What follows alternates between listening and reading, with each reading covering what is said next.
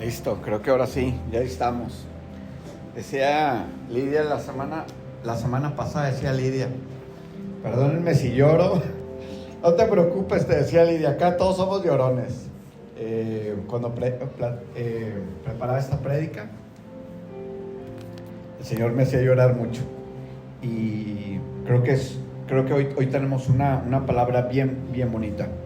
Entonces, ahí cerremos nuestros ojitos, por favor. Padre, Señor, te damos gracias hoy, papá, por este día donde nos traes acá a tu casa, papá, a seguirnos instruyendo, papá, y a seguirnos mostrando, Señor, ese camino que nosotros, papá, como creyentes en ti, como creyentes en tu Hijo Jesús, Señor, hoy nos pones acá, Señor, y sigue siendo, papá, sin duda, la lumbrera de nuestros pasos, Señor. Sigue guiando cada uno de nuestros pasos y nuestros pensamientos, papá, y hoy revela, papá, toda esa enseñanza que tienes para nosotros en este día, papá. Te lo pedimos hoy, en el nombre del Padre, del Hijo y del Espíritu Santo. Amén y amén. Pues muy bien, hoy continuamos con la serie de 5 prédicas sobre el tema que transforma vidas, que es el amor incondicional. Y vamos con el primer versículo, Rodrigo, por favor. Seguimos en la misma línea. Este versículo lo vimos la semana pasada y hoy seguimos en Juan 4:18. Dice, pero les marqué otras palabras, porque otra parte del versículo, porque es en la que iremos trabajando. Dice, en el amor no hay temor, sino que el perfecto amor echa fuera el temor. Si le puedes bajar un poquito la música, Rod, por favor. Porque el temor lleva en sí castigo, dice, donde el que teme no ha sido perfeccionado en el amor. Entonces, la pregunta sobre esta serie del amor incondicional, y la pregunta es, ¿por qué un amor incondicional? Y vemos cómo acá el Señor nos habla de que Él nos perfecciona en el amor. Por medio del amor, nosotros somos perfeccionados. ¿Qué quiere decir? Que nosotros todos los días el Señor va perfeccionando nuestras vidas, va perfeccionando nuestra fe, va perfeccionando nuestro corazón. Tú estás hoy aquí, y no me refiero hoy a la iglesia, sino hoy tú estás acá en este mundo, hoy respirando, hoy viviendo, hoy ocupando espacio, ocupando tiempo por un propósito. Es decir, tienes que tener claro que tú no estás acá de oquis. Hay un propósito de Dios en ti. Para eso estás aquí. Y repito, no aquí en la iglesia, aquí en tu vida, aquí en Saltillo, aquí en esa familia donde Dios te plantó. Yo no sé si te plantó como papá, como mamá, como hijo, como hermana, como hermano. Te plantó ahí por algo, que hay un propósito de Dios en ti. Y Él en ese propósito irá perfeccionándote. Entonces, ya lo entendemos. ¿Cómo es el camino al perfeccionamiento? Es mediante el amor. Un ingeniero, ¿cómo se perfecciona, Nayeli? ¿Cuál es el proceso para que un ingeniero se perfeccione? La educación, ¿no? La práctica. Si tú no te educas, si tú no practicas, no te perfeccionarás como ingeniera, como diseñador, como músico, como médico. Pero el camino de la perfección en Dios no es por medio de la educación o la preparación, es por medio del amor.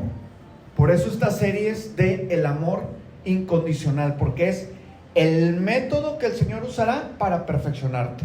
Amén. Ahí lo sigues dejando, Rodrigo, por favor. Miren,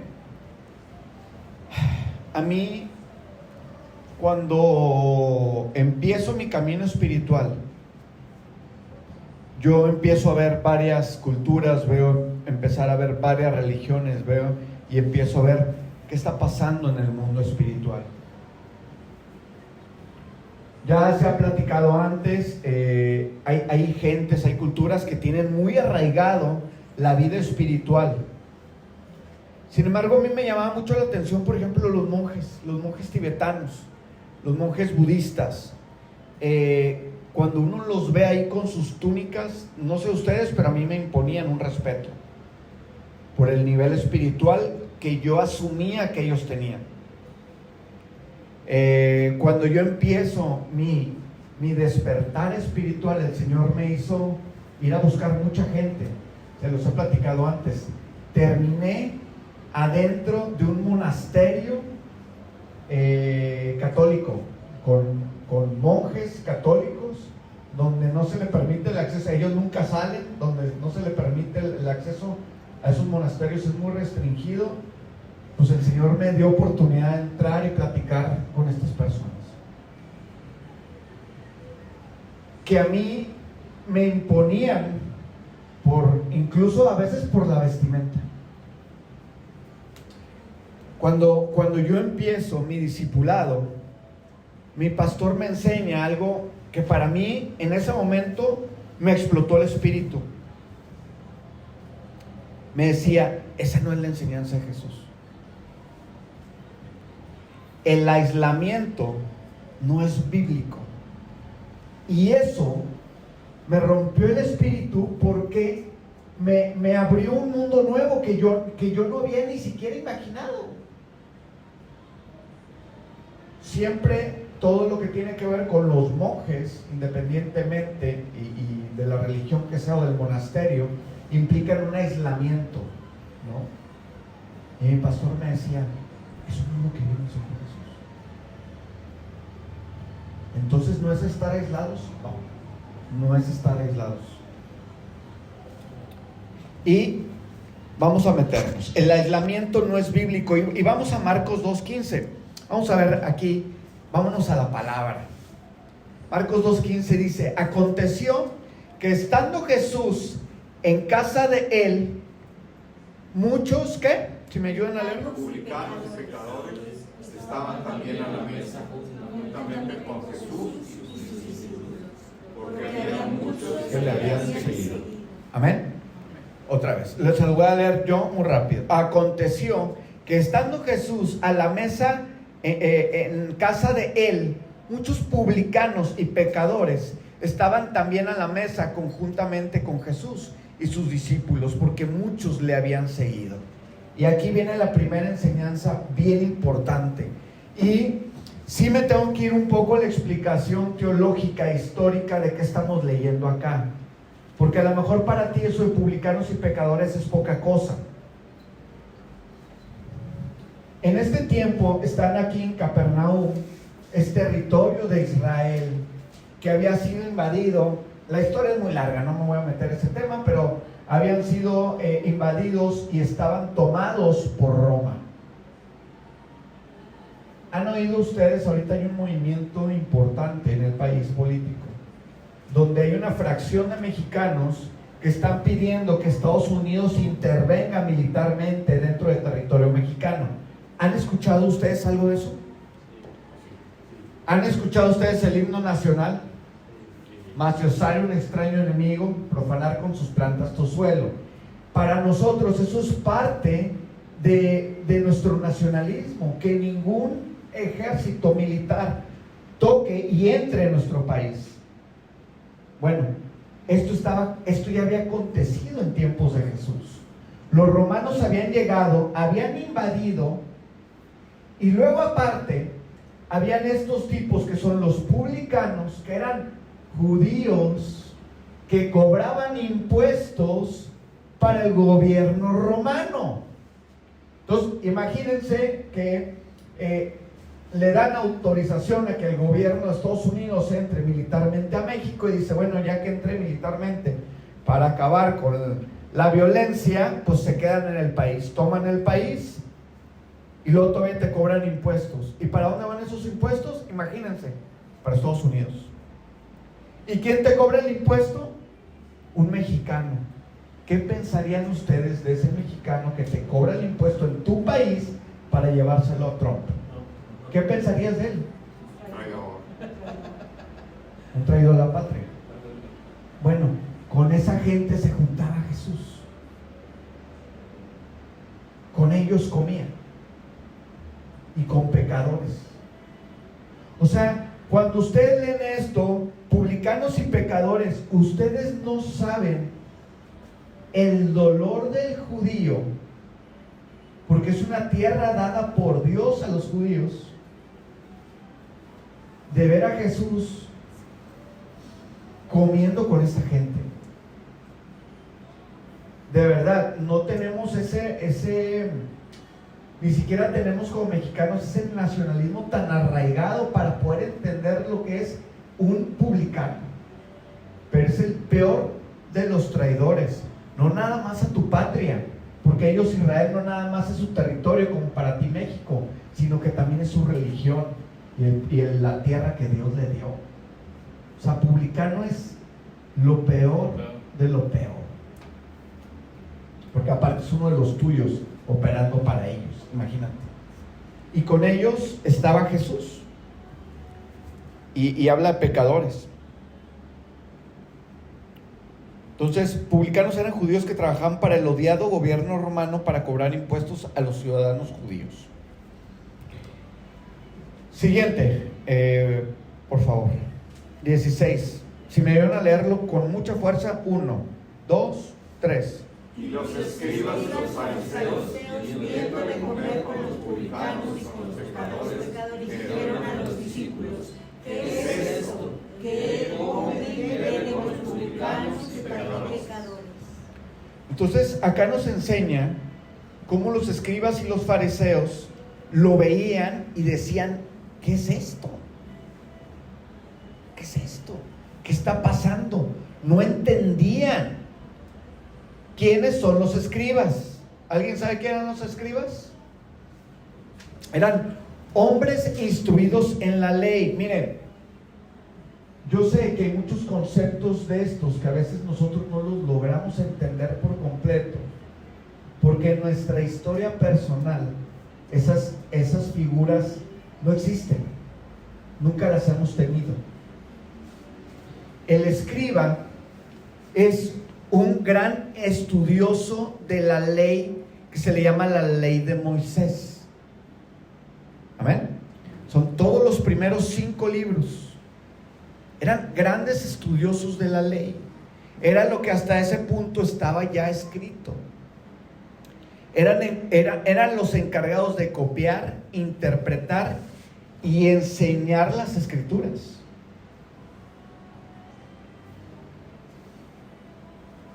En la iglesia católica, el sacerdote, ¿de qué se encarga? De enseñar. En la iglesia cristiana, ¿de qué se encarga el pastor? De enseñar. Nada más es una de las tareas que tenían los escribas. Eran hombres instruidos en la ley, encargados de copiar, interpretar y enseñar. Es decir, si tuviéramos esa figura en nuestra iglesia, tendría 1 o 2 niveles superior a un pastor. ¿Sí me explico? Era una persona con demasiada instrucción. Esos eran los escribas. Y los fariseos eran un grupo religioso judío de la época de Jesús conocido por una estricta observancia a la ley. Esos son conceptos que tampoco los conocemos. Cuando usted habla con un judío y habla de la observancia a la ley, de lo que se habla es de estar apegado a todos los mandamientos de la ley. ¿Qué son? ¿Se acuerdan? ¿Alguien se acuerda? 604, ellos le llaman mitzvah. Sería lo que para nosotros son mandamientos. Entonces, observar la ley no se refiere, es que esos conceptos nosotros no los conocemos. Se refiere a conocer una ley, aplicarla y vivirla. Eso se llama observancia a la ley. ¿Sí? Entonces, los fariseos eran grupo religioso de la época conocido por la estricta observancia de la ley y las tradiciones, pero a menudo se les acusaba de priorizar las apariencias sobre la sinceridad. Por eso ustedes van a escuchar mucho sobre el espíritu fariseico. El que se va directamente a la palabra es que la palabra dice, pero luego no eres sincero, porque no la aplicas. Entonces la conoces, la dominas, pero no la aplicas. Eso, cuando ustedes escuchen el espíritu fariseico, son esas personas que pareciera que son observantes de la ley, que la quieren cumplir, que hacen lo posible, pero al final hay algo en su actuar que no es con sinceridad. Es decir, que hay una hipocresía en ellos. Eso es lo que ustedes van a escuchar como el espíritu fariseico. Ojo, aunque el fariseo nos han enseñado como una connotación negativa, son estas personas muy apegadas a la ley. Amén.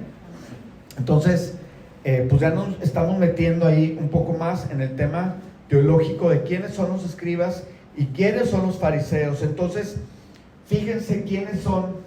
Si yo los pusiera en una palabra simplificada, el escriba y el fariseo son esos que buscan de Dios, que conocen de Dios, pero también son los primeros que juzgan y los primeros que se asustan. ¿Y qué juzgaban de Jesús?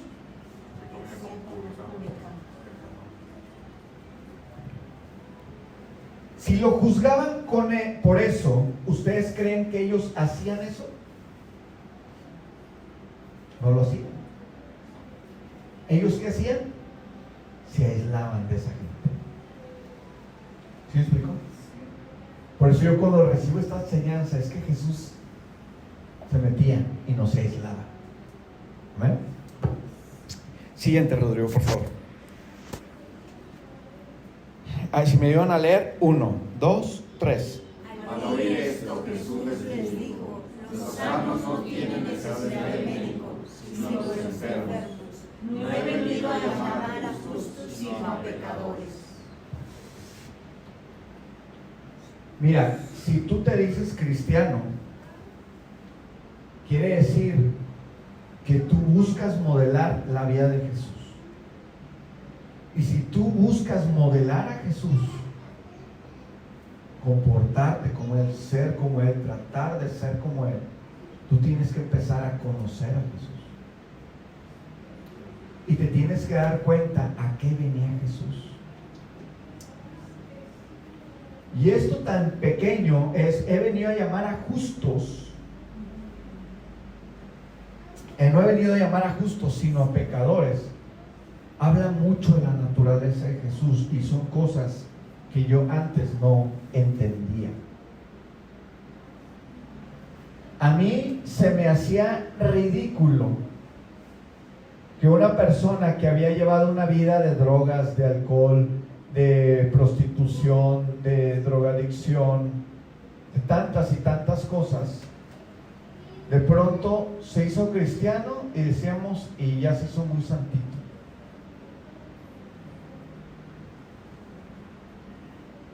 Es que no se te ha revelado Jesús en tu vida. Jesús precisamente a eso viene. Y cuando a ti se te revela Jesús en tu vida, tú ya no puedes volver a ser la persona que antes eras. No hay manera de que tú conozcas a Jesús y sigas igual. No hay manera. No hay manera que Jesús no te transforme. Y acá lo dice Jesús: no he venido a llamar a justos sino a pecadores. Porque precisamente por esa gente es la que viene el Rey, es por la que viene Jesús. Y luego eso me lleva a un análisis todavía más profundo. Si tú eres pecador en aquellos tiempos e ibas con los estudiosos de la palabra, ¿qué iban a hacer contigo? Te iban a rechazar. Entonces estabas frito, compadre. Estabas frito. Nadie quería hablar contigo porque eras un pecador, porque eras un traicionero, porque eras esto y lo otro. ¿Sí me explico? Por eso la venida de Jesús viene a ese rompimiento. Porque los que se creían instruidos en la ley habían rechazado a todo el pueblo de pecado. Y ellos no tenían manera de entrar. Porque eran rechazados. Eran no aceptados. Estaban fritos. Y repite conmigo: estábamos fritos. eres uno de ellos. ¿Y a qué viene Jesús? Y decían los españoles, viene a por ti. Viene por ti. Porque tú eres uno de esos. ¿Sí me explico? Y Él es el que te viene a reconciliar. Y cuando no había nadie en el mundo que te volteara a ver, Él dice, yo he venido por ti. Por ti. Amén.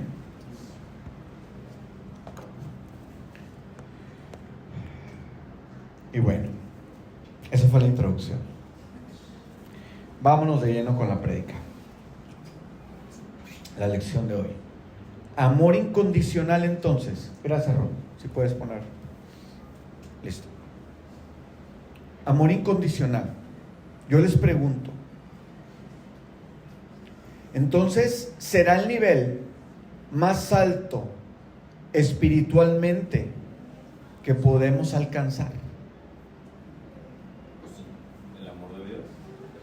No, me refiero a ¿qué es para ti una altura espiritual? Y yo lo voy a poner como un ejemplo. Es vestirte de túnica y meterte en un monasterio a vivir una vida de oración. ¿Eso será la altura espiritual? ¿O llegar a alcanzar un amor incondicional? Poder amar de manera incondicional. Porque es importante lo que estás buscando tú en tu vida. Yo decía, es que los monjes se visten con túnica porque luego muchos quieren imitar a Jesús. Sí, el tema es que en ese tiempo todos vestían de túnica, era la ropa normal. Seguramente si hoy Jesús estuviera aquí, vestiría de jeans. Es la ropa normal. Es que la ropa no tiene nada que ver con tu nivel espiritual. Amén. Pero tú, cuando ves un monje, pues si pasa hasta respeto le tienes y le haces cancho. ¿Sí me explico? Pasa usted. El tema es, ¿qué tan abiertos están tus ojos espirituales para ver un hombre de carne y hueso llevando una vida espiritual, un amor incondicional? Y eso es muy bonito, porque entonces tú empiezas a dejar de ver la carne y empiezas a ver las personas en el espíritu, y se te empieza a despertar algo.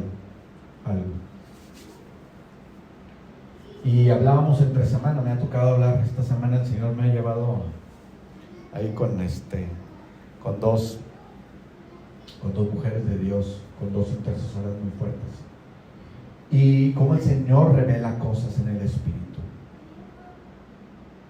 y es tremendo lo que ellas viven y lo que ellas pasan, y como ayer, o sea, incluso por ejemplo, estaba platicando con una persona y le decía a mi esposa, el Señor me revela una enfermedad bien grave en esa persona, pero no lo puedes decir porque eso aterra, porque eso afecta, y no es nuestra jurisprudencia lo que el Señor está haciendo en su vida. Pero lo que les quiero decir es este despertar espiritual, que muchas veces lo confundimos con tantas y tantas cosas, pero vemos acá cómo Jesús te va a ir demostrando cuál es esa altura espiritual a la que tú has sido llamado. Amén. Entonces, ¿será el amor incondicional el nivel espiritual más alto que puedas alcanzar? Sí. Dice en Lucas 6:32. Este no lo tengo, Ron, se los voy a leer, perdón, porque es larguito, pero se los voy a leer rápido. En Lucas nos dice, fíjense cómo es Jesús. ¿Qué mérito tienen ustedes al amar solamente a quienes los aman? Aún los pecadores lo hacen así. ¿Y qué mérito tienen ustedes al hacer bien a los que les hacen bien? Aún los pecadores actúan así. ¿Y qué mérito tienen ustedes al dar prestado, ojo, a quienes pueden corresponderles. Aún los pecadores se prestan entre sí, esperando recibir el mismo trato. Ustedes, por el contrario, dice, fíjate nada más el llamado: amen a sus enemigos, háganles el bien,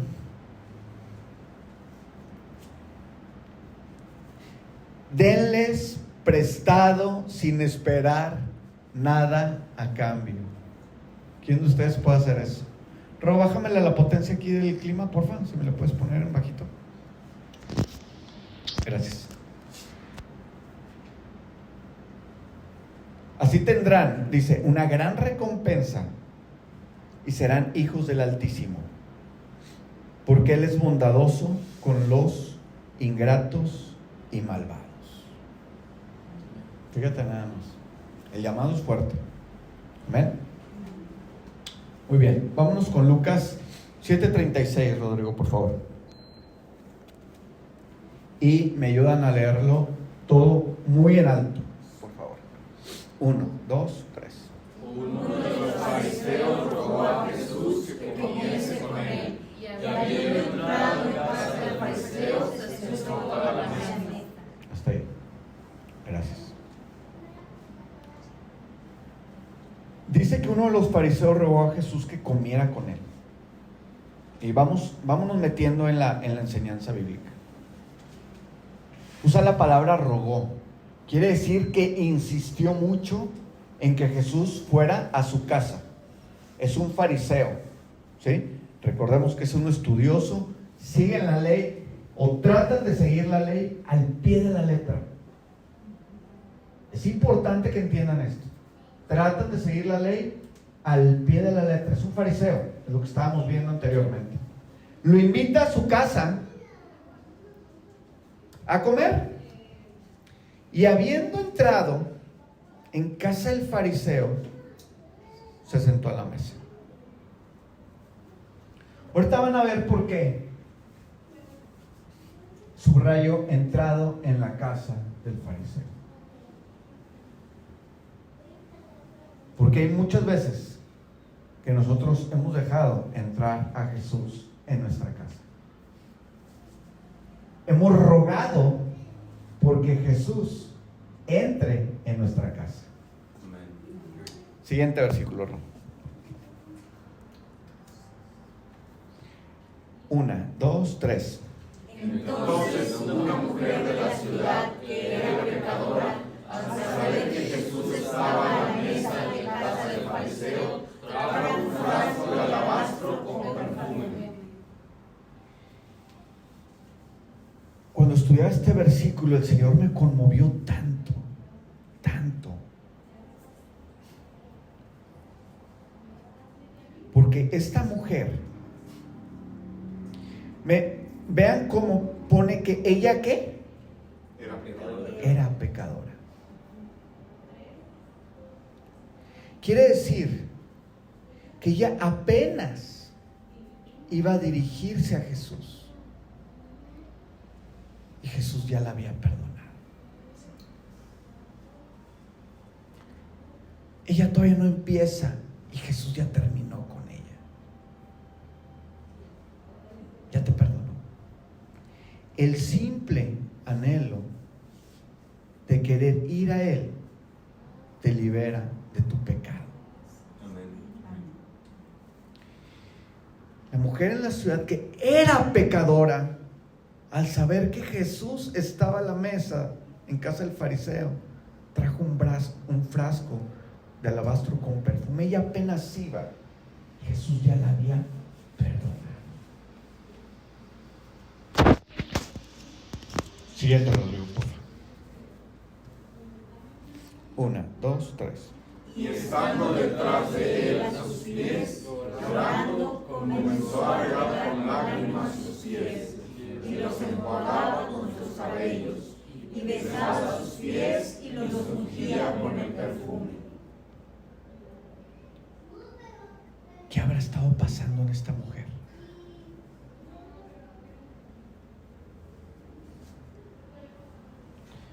semana pasada fui a orar por un tío que estaba muy malito y ella dijo, me gustó mi prima cómo dijo cuando llegó a Cristo, dijo, cuando yo me postré a los pies de Cristo y yo vi este versículo y me recordaba a ella. Cuando llegué a los pies de Cristo. ¿Cómo llegas a los pies de Cristo?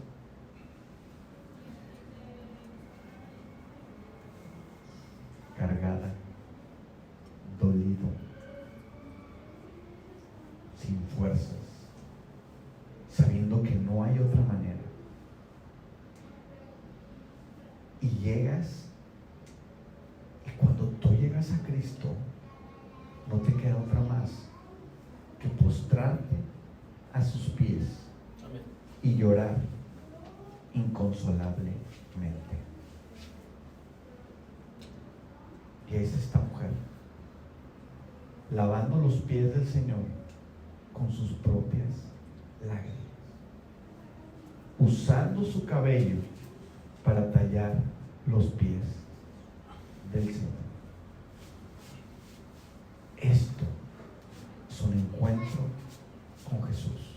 Amén. Esto es el encuentro con Jesús. Y besaba sus pies y los ungía con el perfume.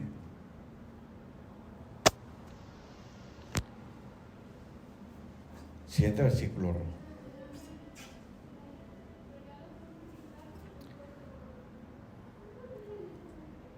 Por eso se habla del espíritu de fariseo, porque leamos ahí 1, 2, 3.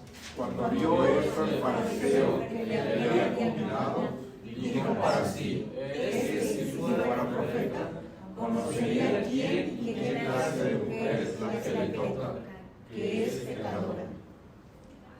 Ahí tienes al espíritu de fariseo en tu vida actuando, preguntando todo, poniendo entre duda todo lo de Dios, poniendo entre duda todo lo de Dios, entre duda, pregunta. Pero ¿qué dice este? Si fuera profeta. Recordemos que el profeta es el que tiene ese contacto directo con Dios y el Señor le revela secretos y el Señor le revela el futuro y el Señor le habla de la gente y le dice qué o quién es. ¿Se acuerdan de la mujer del pozo? Donde le dice que no es casada, que ha estado con 5 hombres, pero con el que está no es su esposo, y le dice que tú eres un profeta porque Dios te ha revelado todo eso de mí. Entonces dice el fariseo, es que si Dios te revelara algo, ¿cómo no vas a saber quién es ella? Y ahí está, o sea, si fuera profeta, conocería quién y qué clase de mujer es la que le toca. ¿Y qué hace? ¿Qué hace el fariseo? Le regresa el pecado. Qué interesante. Porque antes decía la palabra que ella, ¿qué? Era pecadora. ¿Y qué le dice el fariseo?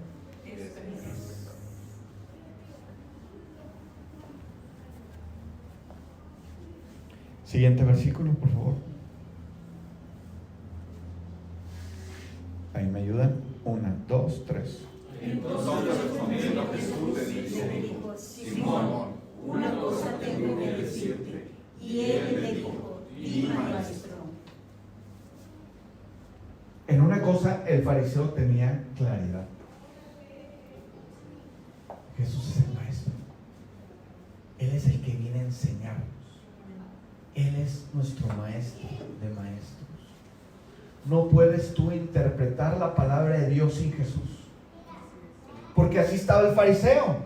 Conocían, sabían e interpretaban la palabra de Dios a lo que ellos entendían. Pero el Señor por eso manda a su Hijo, porque dice, andan por la calle de la amargura, andan 3 cuadras lejos del desfile. Necesitan a alguien que les revele la palabra de Dios, a vivir la palabra de Dios. Y manda al maestro. Jesús es tu maestro. Por eso dicen, Jesús es el camino, la verdad y la vida. Nadie viene al Padre si no es por el Hijo. Y lo hemos entendido mal. No puedes interpretar la Biblia si no tomas a Jesús como el modelo de cómo se vive esa Biblia. Porque por generaciones lo habían intentado hacer. Y por generaciones se ha intentado hacer. Pero Jesús es el camino, porque ¿cómo explicarlo? Es como si tuvieras un libro de chino, pero solo Jesús sabe chino. Solo Jesús te puede traducir de la manera correcta lo que el Padre nos ha mandado hacer en todo el Antiguo Testamento. Es como si solo Jesús fuera la llave para traer toda esa sabiduría a tu vida.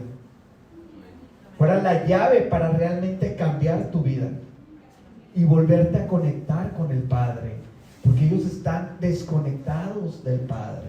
Pero son estudiosos, sí, pero no lo entienden. Es como esa frase de no entienden la O por lo redondo. O sea, lo tienen enfrente, lo ven, es redondo, pero no lo entienden. Es una sabiduría. Porque solamente a través, visto desde el prisma de Jesús, tú puedes entrar a ese mundo de sabiduría. Y por eso esto yo sí le aplaudo al fariseo, porque lo reconoce como el maestro. No podemos entender sin su enseñanza. Amén.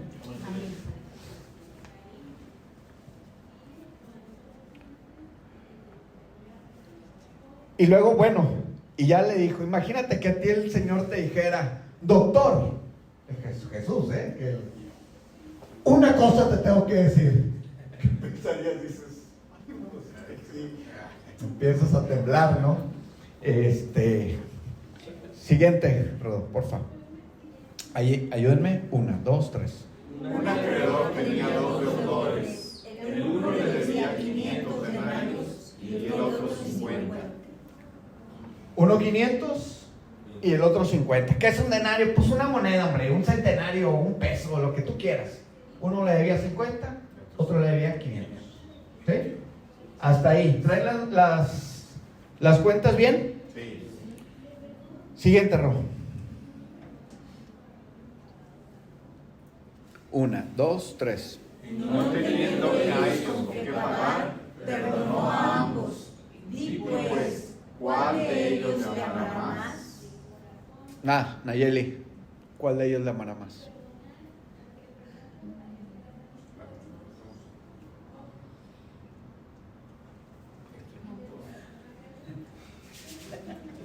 Jorge.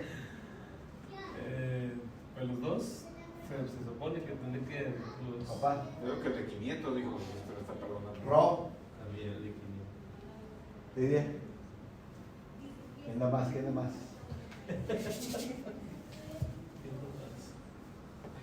Ninguno. Mamá. Es el de 50. Yoneker. El de 50 también vamos. Necesitaba más. Ale. ¿Qué falta? Ariana. El de 50.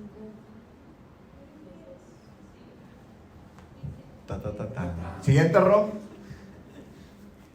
1, 2, 3. Respondiendo Simón dijo, pienso que aquel a quien perdonó más, y él le dijo, rectamente has juzgado. ¿A quién? 500. A uno le perdonó 50 y al otro 500. ¿Quién te amará más? ¿Quién estará más agradecido? ¿Sí me explico? Si a ti te regala una pop, ¿cómo? Tootsie Pop, ¿cómo se llama? Tootsie Pop, te regalo una Tootsie Pop. Y a ti te regalo un iPhone 16 con 512. ¿Quién me va a amar más? Y luego más si te enteraste que le dijo, ay, ya no me vuelves a hablar, ¿no? Y eso mismo entendió el fariseo. Por eso le dice, respondiendo Simón, pienso que aquel al quien perdonó más, y le dijo, rectamente has juzgado. Siguiente, Ro. 1, 2, 3. Y vuelto a la mujer, dijo a Simón: ¿Ves a esa mujer? Entré en tu casa y no me diste agua para mis pies, mas esta ha regado mis pies con lágrimas y los ha enjugado con tus cabellos. En el mundo judío del siglo I, lavar los pies era un acto de hospitalidad y respeto. Las personas caminaban con sandalias sobre caminos polvorientos. Cuando un invitado entraba en una casa, se le ofrecía agua para lavar los pies, y un siervo lo hacía. Era un gesto básico de bienvenida, parecido a ofrecernos hoy una silla o un vaso de agua. Negarse a dar agua para los pies era una falta de honra hacia el invitado. El fariseo, ¿qué decía en el primer versículo? Rogó para que viniera y no lavó sus pies. ¿Sí me explico?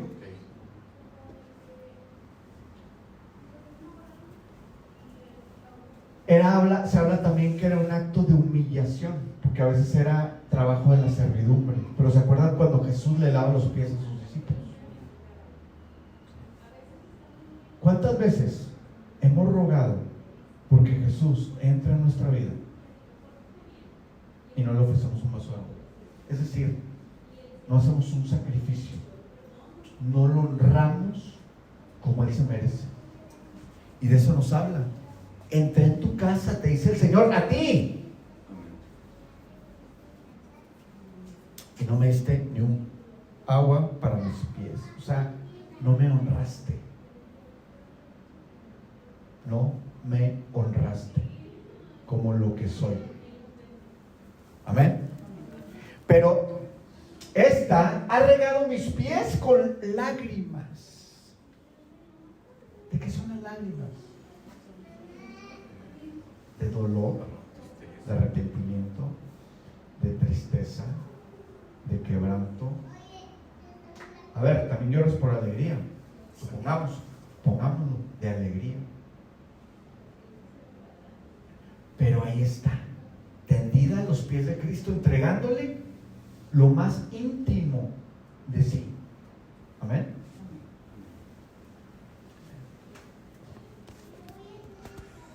Vamos, 44. 45, Ro. 1, 2, 3. No me diste beso, mas esta desde que entré me has dejado besar mis pies. ¿Quién? La pecadora. La pecadora. A veces en la pecadora hay una demostración mayor de amor que en el justo, que en el que se cree, que en el que se siente. Y ahí está el Señor valorando más esto. ¿Sí me explico? Siguiente, Rodrigo. 1, 2, 3. No ungiste mi cabeza con aceite, mas esta ha ungido con perfume mis pies. Siguiente, Ro. por lo cual te digo que sus muchos pecados me son perdonados, porque amo mucho, mas aquel a quien se le perdonó poco ama.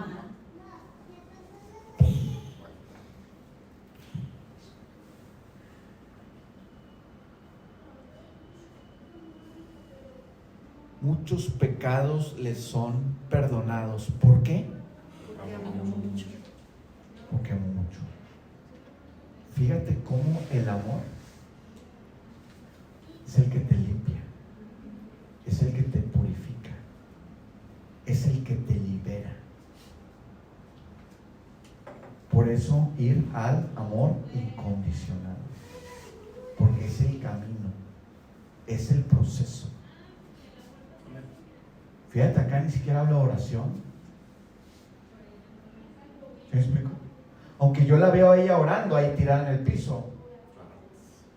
Pero es ese amor tan grande que le tiene al Señor para ir y dejarle ahí todos sus problemas. Ahí en sentarse y rendirse. Pero hace falta humildad. Hace falta mucha humildad para hacer eso. Porque es más fácil ser el fariseo. Pero tú entrar ahí en tu aposento, en la soledad ahí en tu casa, hincarte y rendirte a los pies del Señor, ir allá al arrepentimiento, ir allá a la liberación y amarle al Señor. Mira, si tú no has hecho esto, de pronto es porque no tienes esa confianza en Él, que no tienes este gran amor por Él. Porque si tú tienes un gran amor por Él, yo no veo por qué no puedas ir a hacer esto. No veo por qué no lo puedas ir a hacer. Es tu amor de amores, irle a entregar ahí todo, todo, todo, todo.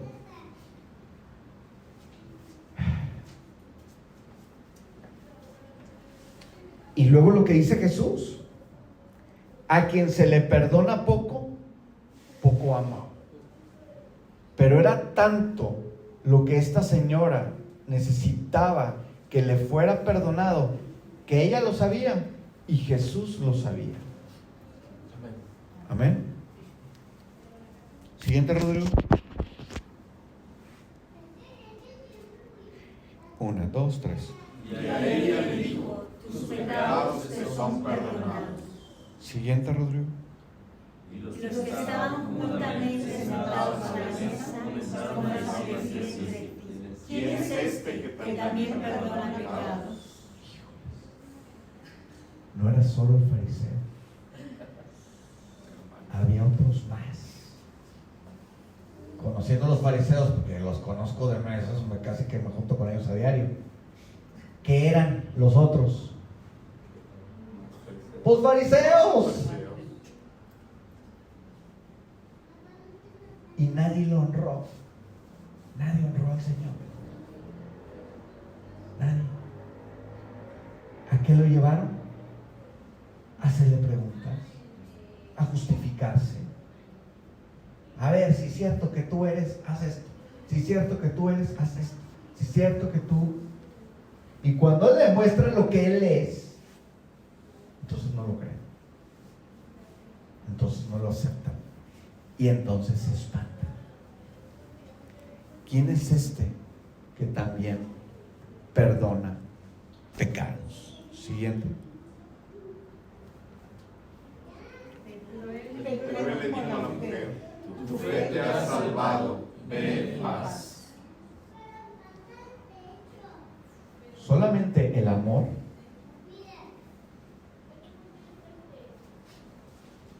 por Cristo te puede llevar a sus pies. Solamente ahí en sus pies tú puedes ser lavado. Solamente lavado puedes vivir en paz. Solamente así puedes vivir.